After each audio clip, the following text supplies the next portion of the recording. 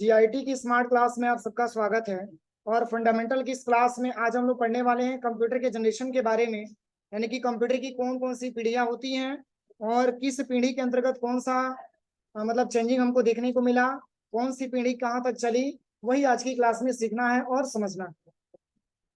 देखिए, सबसे पहले यहाँ पे बताया जा रहा है जनरेशन ऑफ कंप्यूटर में कह रहा है कि बहुत साल पहले भी कंप्यूटर का इस्तेमाल किया जाता था और आज भी किया जाता है। पहले के कंप्यूटर और आज के कंप्यूटर में बहुत अंतर है। कंप्यूटर में समय के साथ काफी परिवर्तन हुआ और आज के समय के कंप्यूटर काफी मॉडर्न और एडवांस देखने को मिलते हैं। लेकिन पुराने समय के कंप्यूटर इतने मॉडर्न, आधुनिक और एडवांस नहीं हुआ करते थे। लेकिन बदलते समय के साथ कंप्यूटर के क्षेत्र में जो सुधार हुआ, जिसमें काफी समय लगा, और पहले के कंप्यूटर आकार में बहुत बड़े हुआ करते थे, लेकिन आज के कंप्यूटर साइज में बहुत छोटे होते हैं। इनकी स्पीड भी तेज होती है। देखिए, इसमें बताया जा रहा है कि पहले के समय में भी हम क्या करते थे, कंप्यूटर का प्रयोग करते थे। लेकिन आज के समय से अगर हम कंपैरिजन करें तो पुराने समय के जो कंप्यूटर थे वो आज की कंपैरिजन में उतना फास्ट चलने वाले नहीं थे। और प्लस ये भी प्रॉब्लम था कि आजकल के जो कंप्यूटर की साइज है उसकी अपेक्षा हम बात करें पुराने कंप्यूटर की, तो उतनी साइज का वो नहीं था। उससे बहुत ही बड़े बड़े साइज का कंप्यूटर आता था। समझ में आ रहा है ना। अब इसमें कह रहा है कि इनका आज के कंप्यूटर में जो स्पीड है वो सबसे अच्छी है, लेकिन इसके पहले वाले कंप्यूटर में सबसे अच्छी स्पीड नहीं रहती थी। ये तमाम प्रकार के प्रॉब्लम्स क्रिएट होते थे। और कह रहा है कि साइज में भी सुधार हुआ और प्लस स्पीड में भी सुधार हुआ। और इस तरीके से हमारे पास बदलते समय में बहुत सारे कंप्यूटर आए और इस टाइम से हम जो कंप्यूटर पढ़ रहे हैं वो सब एक प्रकार के जनरेशन ऑफ कंप्यूटर में यूज हुए। और इसमें लिखा है कि सरल भाषा में इसे समझें तो हम इसमें बता सकते हैं जनरेशन ऑफ कंप्यूटर के बारे में कि वह टाइम पीरियड जिसमें कंप्यूटर की टेक्नोलॉजी का विकास हुआ। समझ में आ रहा है ना। कह रहा है कि वह टाइम पीरियड जिसमें कंप्यूटर की टेक्नोलॉजी का विकास हुआ, इसी टाइम पीरियड को हम जनरेशन ऑफ कंप्यूटर के नाम से जानते हैं। समझ में आ रहा है ना। इसमें कह रहा है कि वह टाइम पीरियड जिसमें कंप्यूटर की टेक्नोलॉजी का क्या हुआ, विकास हुआ, इसलिए कंप्यूटर की 5 यहाँ पे क्या रहा है, विकास हुआ। इसी टाइम पीरियड को हम जनरेशन ऑफ कंप्यूटर के नाम से जानते हैं, यानी कि कंप्यूटर की पीढ़ी कहते हैं।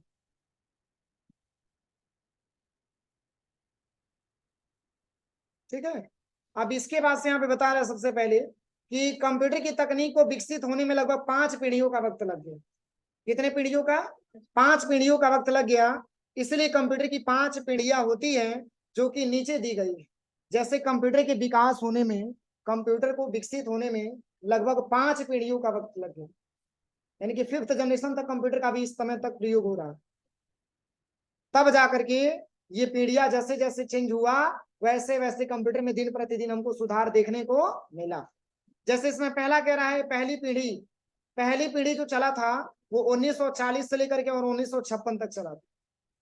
ये किस पीढ़ी की बात हो रही है, पहली पीढ़ी की बात हो रही है। यानी कि पहली पीढ़ी के कंप्यूटर जो है 1940 से लेकर के और 1956 तक चला हुआ था।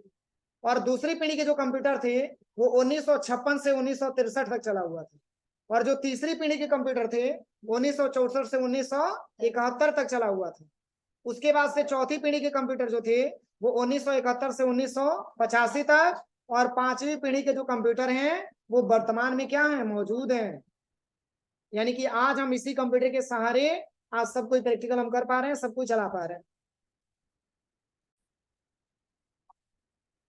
चलिए, इसके बाद से यहाँ पे दिया हुआ है सबसे पहले अगले पॉइंट में,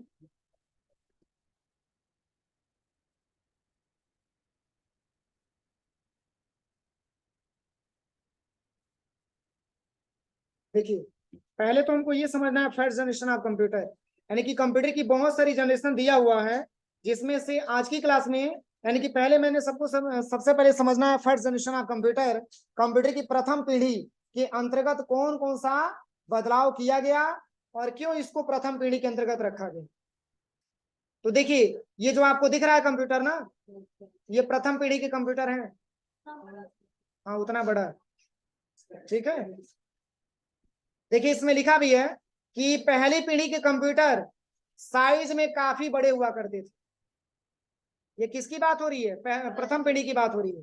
जो पहले पीढ़ी के जो कंप्यूटर थे, जो फर्स्ट जनरेशन के कंप्यूटर थे, उसकी साइज काफी बड़ा हुआ करता था।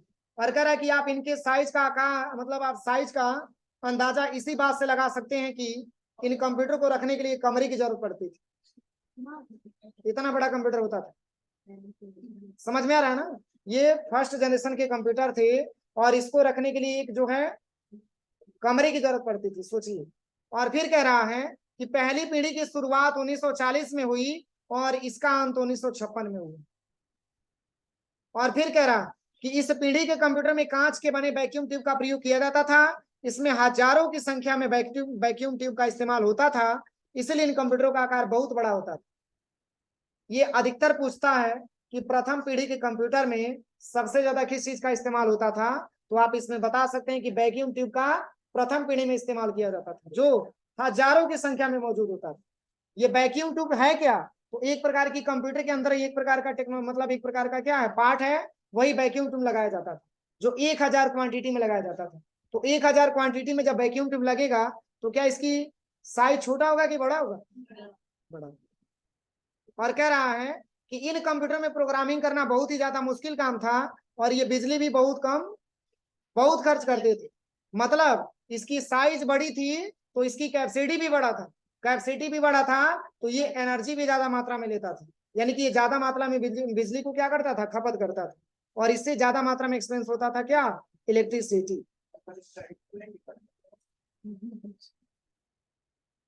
अब नेट पे सर्च करके आप लोग देखिए। अब देखिए इसके क्या क्या लाभ थे और क्या क्या हानियां थी। जैसे कुछ कंप्यूटर ऐसे हैं जिसके फायदे हैं तो कुछ नुकसान भी। समझ में आ रहा है ना? तो इस पीढ़ी में, प्रथम पीढ़ी के कंप्यूटर में क्या फायदा और क्या नुकसान था, देखिए इसमें लिखा है।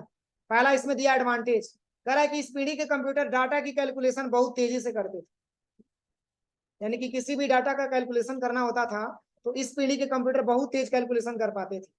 और कह रहा है कि मिली सेकेंड में गणना कर सकते थे, यानी कि ये मिली सेकेंड में गणना करते थे। एक प्रकार का मात्रक है, मिली सेकेंड हुआ, नैनो सेकेंड हुआ, पिको सेकेंड हुआ, तो ये मिली सेकेंड में गणना करते थे, मतलब बहुत ही फास्ट गति से गणना करते थे।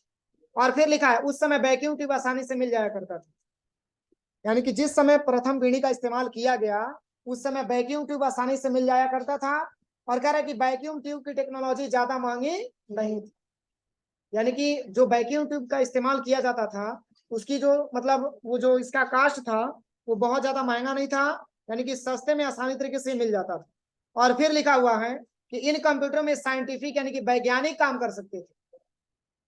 कौन सी पीढ़ी की कंप्यूटर की बात हो रही है? पहली पीढ़ी की कंप्यूटर की बात हो रही है। और कह रहा है कि इन कंप्यूटरों में इंफॉर्मेशन और डेटा को स्टोर करने की भी क्षमता थी, ये इंफॉर्मेशन को और डेटा को भी स्टोर कर पाते थे। अब चलिए, अब इसकी डिसएडवांटेज क्या है? तो कह रहा है कि पहली जनरेशन के कंप्यूटर का साइज काफी बड़ा होता था, तो ये डिसएडवांटेज है इसका, एक प्रकार की नुकसान है ये। अगर बहुत बड़ा साइज रहेगा तो हम कंप्यूटर को ऑपरेट तो कर पाएंगे लेकिन बड़ी दिक्कत हो। समझ में आ रहा है ना? अब सेकंड लिखा है कि इस जनरेशन के कंप्यूटर काम करते समय काफी गर्म हो जाया करते, जैसे इसकी जो क्वालिटी थी वो बहुत हाई लेवल की थी और इसकी जो साइज थी वो भी बहुत बड़ा लेवल का था, इसलिए जब हम इस पे वर्किंग करते थे तो इसमें हीटिंग की प्रॉब्लम आती थी, ये सिस्टम बहुत ज्यादा हीट होता था। अब चलिए, कह रहा है कि कंप्यूटर को ठंडा रखने के लिए एयर कंडीशनर की इसी की जरूरत पड़ती थी, कंप्यूटर हमारा ठंडा रख सके, कंप्यूटर हमारा ठंडा रह सके, इसके लिए इसको ऐसे में रखना होता था। और फिर लिख रहा है कि अपने बड़े आकार के कारण ये बहुत अधिक मात्रा में बिजली का इस्तेमाल करते थे। भाई साइज बड़ी थी तो इस केस में इलेक्ट्रिसिटी ज्यादा मात्रा में लेता था, ये भी इसका क्या है, डिसएडवांटेज है। और फिर लिखा है कि इन कंप्यूटरों को मेंटेन करके रखना भी ज्यादा मुश्किल होता था। अब बड़ा सा कंप्यूटर आप उसको कैसे मेंटेन कर पाएंगे? कोई सा भी पार्ट खत्म हुआ तो फिर उसको पार्ट को खोजिए, फिर आप उसको सही करिए, मेंटेन करना आसान काम नहीं था। और फिर कह रहा है कि ये केवल मशीन लैंग्वेज का इस्तेमाल करते थे और इसमें प्रोग्रामिंग करना भी एक कठिन कार्य था। मतलब ये ऐसा कंप्यूटर था जिसमें मशीनरी लैंग्वेज का इस्तेमाल किया जाता था और इसमें कोई भी प्रोग्राम हम नहीं कर पाते थे, कोई भी प्रोग्राम कर तो थे, मतलब कर सकते थे लेकिन बहुत कठिन से वो प्रोग्राम हमारा कंप्लीट होता था। ये हमारे प्रथम पीढ़ी के कंप्यूटर थे।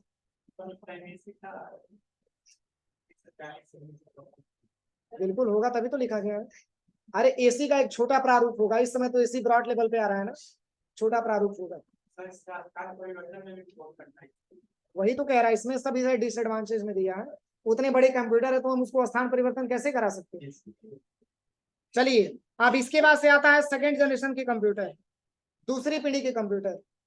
अब देखिए पहली पीढ़ी के मुकाबले में अगर दूसरी पीढ़ी के बारे में हम कंपैरिजन करें तो क्या दूसरी पीढ़ी का कंप्यूटर इससे बेहतर होगा ना, क्योंकि जब तक चेंजिंग नहीं होगा तब तक हम सेकंड जनरेशन के बारे में बता सकते हैं। अब चलिए, इसमें लिखा है कि कंप्यूटर की दूसरी पीढ़ी की शुरुआत 1956 में हुई थी और इसका अंत 1963 में हुआ।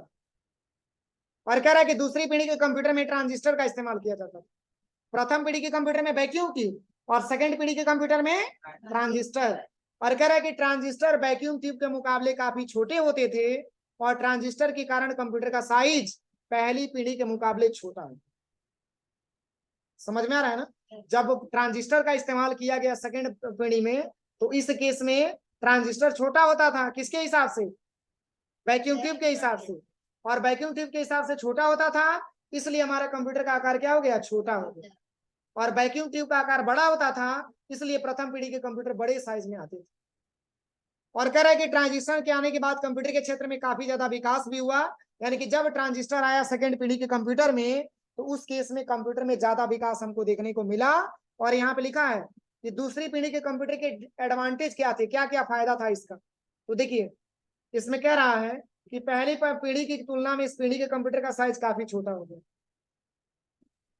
और सेकंड कह रहा है कि दूसरी पीढ़ी के कंप्यूटर काम करते समय जल्दी गर्म नहीं होते थे। और कह रहा है कि ये अपने छोटे आकार के कारण कम बिजली खर्च करते थे, मतलब इसमें ज्यादा से ज्यादा इलेक्ट्रिसिटी मतलब एक्सपेंस की रिक्वायरमेंट नहीं आती थी। और फिर लिखा है कि दूसरी पीढ़ी वाले कंप्यूटर के काम करने की स्पीड काफी अच्छी थी और ये डेटा को माइक्रो सेकंड में कैलकुलेट कर लेते। और कह रहा है कि पहली पीढ़ी के मुकाबले दूसरी पीढ़ी के कंप्यूटर को मेंटेन करना आसान था। क्यों आसान था? क्योंकि ट्रांजिस्टर का प्रयोग इसमें किया जाता था और ट्रांजिस्टर का आकार छोटा हुआ करता था और हम ट्रांजिस्टर को आसानी तरीके से प्राप्त कर लेते थे और एक प्रकार का इसका साइज छोटा था, आसानी तरीके से हम इसको मेंटेन कर पाते थे।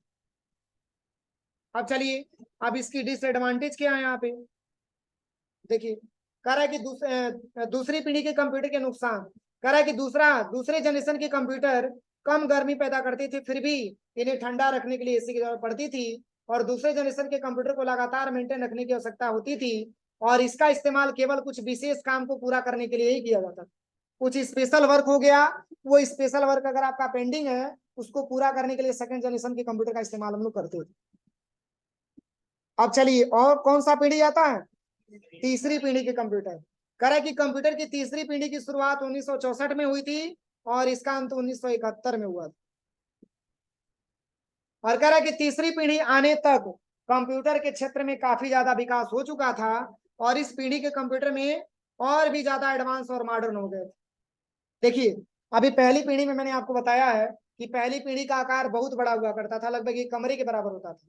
इसका रीजन ये रहा कि उसमें वैक्यूम ट्यूब पाया जाता था। और सेकंड जनरेशन के जब कंप्यूटर आया तो उसमें ट्रांजिस्टर का इस्तेमाल किया गया, तो ट्रांजिस्टर की साइज छोटी होती थी, इसलिए कंप्यूटर की साइज छोटी हो गई। अब इन दोनों के मुकाबले में आपका तीसरा कंप्यूटर का आया और इसमें काफी ज्यादा से ज्यादा फीचर्स आपको मिल गया और उससे काफी अलग लेवल पे काम करता है। देखिए, इसमें कह रहा है कि इस पीढ़ी में कंप्यूटर और भी ज्यादा एडवांस और मॉडर्न हो गए थे और तीसरी पीढ़ी के कंप्यूटर के अंदर ट्रांजिस्टर की जगह आईसी यानी कि इंटीग्रेटेड सर्किट का इस्तेमाल किया जाता है। समझ में आ रहा है ना? यानी कि आईसी का इस्तेमाल कौन से पीढ़ी के कंप्यूटर में? थर्ड पीढ़ी के कंप्यूटर में। यानी कि जो थर्ड जनरेशन के कंप्यूटर था उसमें आईसी का इस्तेमाल किया जाता था और आईसी एक प्रकार का क्या है? चिप है। देखिए नीचे बता रहे हैं यहाँ पे, आईसी एक तरह की चिप है जो कि सिलिकॉन से बनी होती है और इसीलिए इसको सिलिकॉन चिप के नाम से भी जाना जाता है। यानी कि जो आईसी था उसको हम चिप के नाम से जानते थे और वो बना होता था सिलिकॉन से बना होता था, इसीलिए इसका नाम सिलिकॉन चिप भी कहा जाता था। और कह रहा है कि तीसरी पीढ़ी के कंप्यूटर की काम करने की स्पीड कह रहा है कि तीसरी पीढ़ी के कंप्यूटर काफी ज्यादा रिलायबल यानी कि विश्वसनीय थे। किसके मुकाबले? दोनों पीढ़ियों के मुकाबले जो तीसरा हमारे पास कंप्यूटर आया वो काफी क्या था? रिलायबल था, काफी भरोसेमंद था। और फिर कह रहा है कि तीसरी पीढ़ी के कंप्यूटर की काम करने की स्पीड पिछले दोनों पीढ़ियों के कंप्यूटर से बेहतर थी। और फिर कह रहा है कि आईसी आने के कारण कह रहा है कि कंप्यूटर का साइज काफी छोटा हो गया था और इसके साथ साथ मेमोरी की क्षमता भी काफी ज्यादा बढ़ गई। यानी कि जब तीसरी पीढ़ी के कंप्यूटर का इस्तेमाल किया गया, जब तीसरी पीढ़ी में आईसी चिप का इस्तेमाल किया गया, उस समय ये देखा गया कि कंप्यूटर की साइज काफी छोटा हो गया और इसके साथ साथ मेमोरी की क्षमता में भी काफी ज्यादा ग्रोथ हुआ। और फिर कह रहा कि इस पीढ़ी के कंप्यूटर में टाइम शेयरिंग और मल्टी प्रोग्रामिंग ऑपरेटिंग सिस्टम का उपयोग किया जाता है। टाइम शेयरिंग मतलब हम आसानी तरीके से अपनी एक टाइमिंग में हम आसानी तरीके से मल्टी प्रोग्रामिंग काम कर सकते थे, यानी कि ज्यादा से ज्यादा मात्रा में हम यहाँ पे काम कर सकते थे। ये हमारे थर्ड जनरेशन की पीढ़ी के कंप्यूटर। अब चलिए इसके क्या एडवांटेज रहे हैं। अगर हम इसके एडवांटेज के बारे में बात करें तीसरी पीढ़ी के कंप्यूटर के बारे में, तो देखिए इसका क्या डिसएडवांटेज है और क्या इसका एडवांटेज है। तो कह रहा है कि एडवांटेज ऑफ कंप्यूटर, कंप्यूटर के यानी कि कंप्यूटर तीसरी पीढ़ी के कंप्यूटर के फायदे। कह रहा है कि तीसरी पीढ़ी के कंप्यूटर का आकार पिछले दोनों पीढ़ियों के कंप्यूटर के मुकाबले काफी छोटा होता था। क्यों? हाँ क्योंकि इसमें आईसी का प्रयोग किया जाता था। और कह रहा है कि इस पीढ़ी के कंप्यूटर काम करते समय बहुत कम बिजली खर्च करते थे। कौन से कंप्यूटर? थर्ड जनरेशन के कंप्यूटर। और फिर कह रहा है कि पिछले दोनों जनरेशन की तुलना में थर्ड जनरेशन के कंप्यूटर काफी कम गर्मी पैदा करते थे और इसमें डाटा को कैलकुलेट करने की स्पीड काफी अच्छी थी। ये सब एक प्रकार के एडवांटेज रहे हैं किसके? थर्ड जनरेशन के। अब इसका डिसएडवांटेज क्या रहा है? तो कह रहा है कि तीसरी पीढ़ी के कंप्यूटर भी कम गर्मी पैदा करते थे, परंतु फिर भी इनको ठंडा करने के लिए इसी की जरूरत पड़ती थी और आईसी चिप को बनाने में काफी मुश्किलों का सामना करना पड़ता था। और इस पीढ़ी के कंप्यूटर काफी महंगे आते थे। महंगे क्यों आते थे? क्योंकि इसमें आईसी चिप का इस्तेमाल किया जाता था और पिछले दोनों पीढ़ियों के मुकाबले में इसकी काम करने की कैपेसिटी काफी अच्छी थी, इसलिए इसका दाम भी क्या था? महंगा था। और कह रहा है कि उस जमाने में आईसी चिप को रिपेयर करना काफी मुश्किल हुआ करता था। जैसे आईसी चिप अगर आपने खरीद के लेके चला आया तो अगर उसमें कोई प्रॉब्लम हो जाती थी तो उसको अगर आपको रिपेयर करना होता था तो उसमें बहुत प्रॉब्लम क्रिएट होता था। इसलिए ये सारी कंडीशन को देखते हुए इस चीज को लाया गया, थर्ड जनरेशन के कंप्यूटर को लाया गया। अब चलिए अब इसके बाद से क्या आता है? Fourth generation of computer, computer की चौथी पीढ़ी। कह रहा है कि कंप्यूटर की चौथी पीढ़ी की शुरुआत 1972 में हुई थी और इसका अंत 1985 में हुआ था। और कह रहा है कि कंप्यूटर की चौथी पीढ़ी में आईसी की जगह माइक्रो प्रोसेसर का इस्तेमाल किया जाता है। चारों में अंतर समझ में आ रहा है ना? ये अंतर जरूर आपको समझ में आना चाहिए। फर्स्ट में वैक्यूम ट्यूब, सेकंड में ट्रांजिस्टर, थर्ड में आईसी चिप और फोर्थ में माइक्रो प्रोसेसर। कह रहा है कि माइक्रो प्रोसेसर का इस्तेमाल किया जाता है और माइक्रो प्रोसेसर में बहुत सारे एलएसआई सर्किट होते हैं। और चौथी पीढ़ी आने के बाद कंप्यूटर और भी ज्यादा आधुनिक हो गए और इस पीढ़ी के आते ही कंप्यूटर के काम करने की क्षमता और भी स्पीड दोनों ही बढ़ गई। कह रहा है कि इसमें एलएसआई सर्किट भी होता है। जैसे मैं दिखा दे रहा हूं, ये बात हो रही है कंप्यूटर की फोर्थ जनरेशन की। यानी कि अगर हम सबसे पहले यहाँ पे बात करें तो देखिए मैं इसका फिगर दिखा दे रहा हूं आपको। माइक्रो प्रोसेसर, माइक्रो प्रोसेसर ये दिख रहा है माइक्रो प्रोसेसर। इसी का प्रयोग किया जाता था किस पीढ़ी के कंप्यूटर में? चौथी पीढ़ी के कंप्यूटर में। और इसमें क्या लिखा था? एलएसआई लिखा था ना। देखिए एलएसआई के बारे में बता देती हूँ।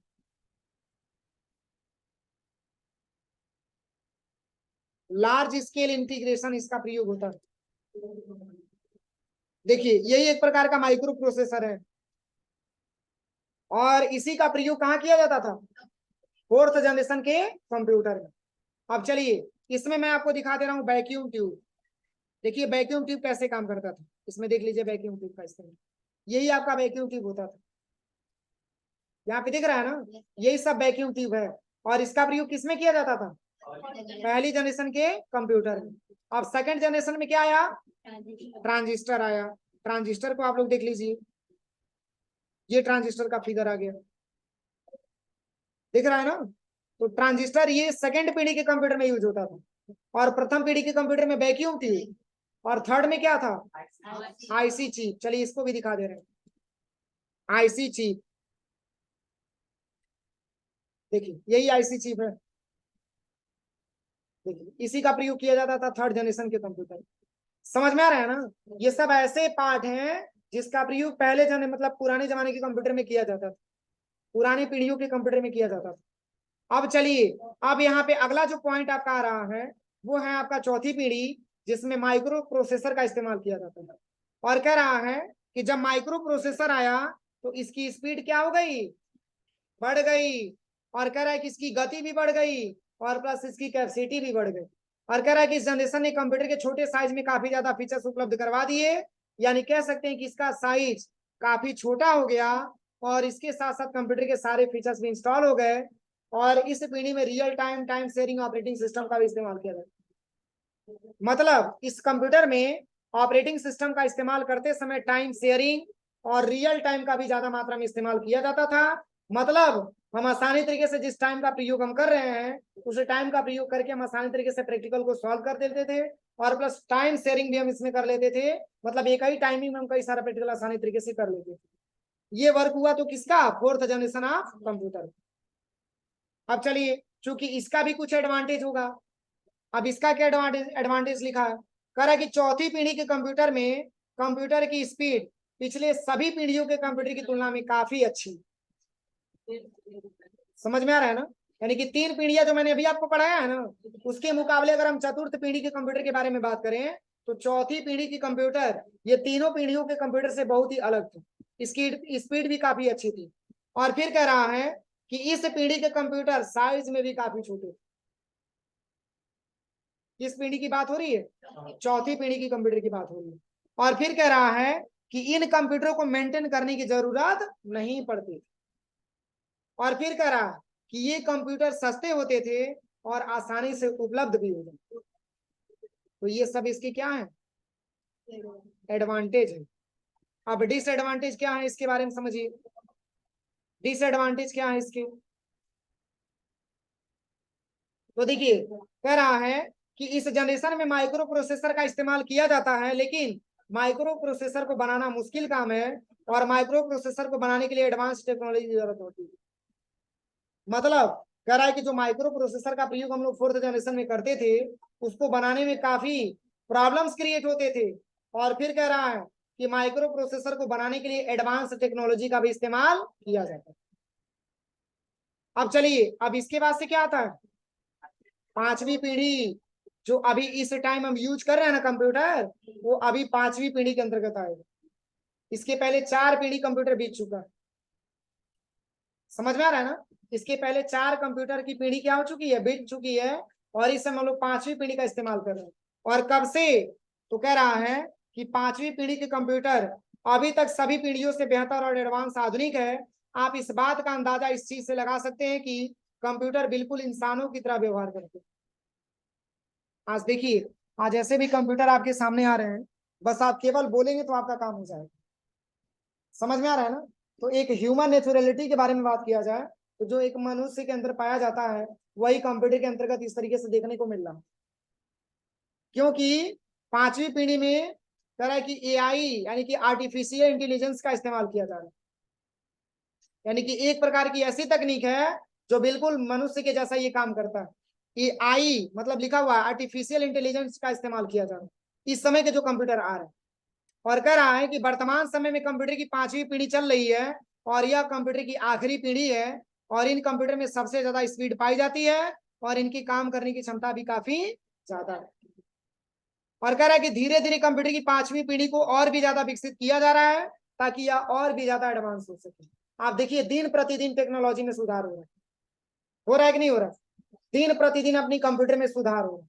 क्या इस टाइम के जो कंप्यूटर हमारे पास अवेलेबल है, क्या अगर हम पहली जनरेशन के कंप्यूटर से कंपेरिजन करें तो सुधार हुआ है कि नहीं हुआ, बहुत ज्यादा सुधार हुआ। क्योंकि पहली चीज आप ये देखिए कि साइज में बहुत ज्यादा परिवर्तन हुआ और दूसरा ये है कि स्पीड में भी काफी ज्यादा परिवर्तन हुआ। साइज के साथ साथ स्पीड में भी परिवर्तन हुआ। तो आज के कंप्यूटर बहुत ही हमारे लिए फायदेमंद।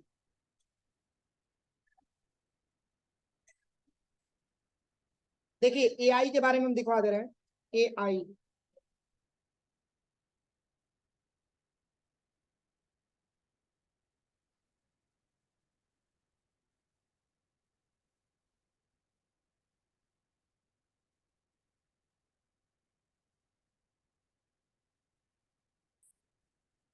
देखिए कह रहा है कि आर्टिफिशियल इंटेलिजेंस क्या है और कैसे काम करता है। तो कह रहा है कि एआई यानी आर्टिफिशियल इंटेलिजेंस को हिंदी में कृत्रिम बुद्धिमत्ता कहते हैं, जिसका मतलब है बनावटी यानी कि कृत्रिम तरीकों से विकसित किए गए बौद्धिक क्षमता।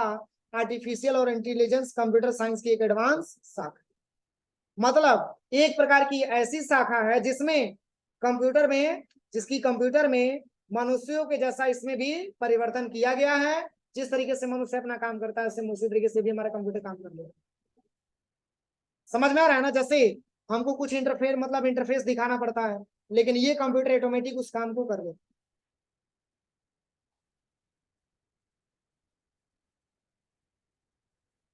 अब इसके बाद से आता है क्या, advantage of fifth generation computer. Computer की 5वीं पीढ़ियों की कंप्यूटर में यानी कि इसके क्या क्या फायदे थे, तो कह रहा है कि इस कंप्यूटर की स्पीड पिछली सभी पीढ़ियों के कंप्यूटर के मुकाबले ज्यादा है, और कह रहा है कि इन कंप्यूटर की रिपेयरिंग करना काफी ज्यादा आसान होता है, और कह रहा है कि इन कंप्यूटर का साइज पिछले सभी पीढ़ियों के मुकाबले काफी छोटा है, और कह रहा है कि अपने छोटे साइज के कारण फिफ्थ जनरेशन के कंप्यूटर काफी ज्यादा हल्के होते हैं। आप देखिए क्या कंप्यूटर बहुत भारी आ रहा है इस टाइम का, और पहली जनरेशन के कंप्यूटर में बहुत भारी, एक कमरे के बराबर था। सोचिए, उसको तो आप हाथ में उठा सकते हैं, ठीक है। और फिर कह रहा है कि अपने छोटे साइज के कारण फिफ्थ जनरेशन के कंप्यूटर काफी हल्के होते थे, और कह रहा है कि 5वीं पीढ़ी के कंप्यूटर को मेंटेन करके नहीं रखना पड़ता था, और कह रहा है कि इनको कहीं भी ले जाया जा सकता है, जैसे कि हम अपने लैपटॉप को कहीं भी आसानी से ले जा सकते हैं। हम क्या होता है, लैपटॉप में कोई डेटा बनाए रखते हैं और लैपटॉप को एक जगह से दूसरी जगह लेके चले जाते हैं, तो लैपटॉप हमारी आखिरी पीढ़ी 5वीं पीढ़ी में ही आता है। और कह रहा है कि डिसएडवांटेज इसका क्या है, तो कह रहा है कि इस कंप्यूटर को यूज करने में काफी ज्यादा समस्याओं का सामना करना पड़ता है, और इन कंप्यूटरों में एआई यानी कि आर्टिफिशियल इंटेलिजेंस का यूज किया जाता है, लेकिन अभी तक एआई को पूरी तरह से डेवलपमेंट नहीं किया है। मतलब इस 5वीं जनरेशन के कंप्यूटर में एआई का इस्तेमाल किया जाता है, लेकिन आज भी इसमें बहुत सारा ऐसा प्रैक्टिकल है जो अधूरा रह गया है, इसलिए इसमें पूरा डेवलपमेंट नहीं हुआ। और कह रहा है कि इस जनरेशन के कंप्यूटर को बनाने के लिए कॉम्प्लेक्स यानी कि जटिल टूल का यूज होता है, जो कि आसानी से नहीं मिलते। कोई दिक्कत किसी को? तो आज की क्लास में यही आपको जानना था।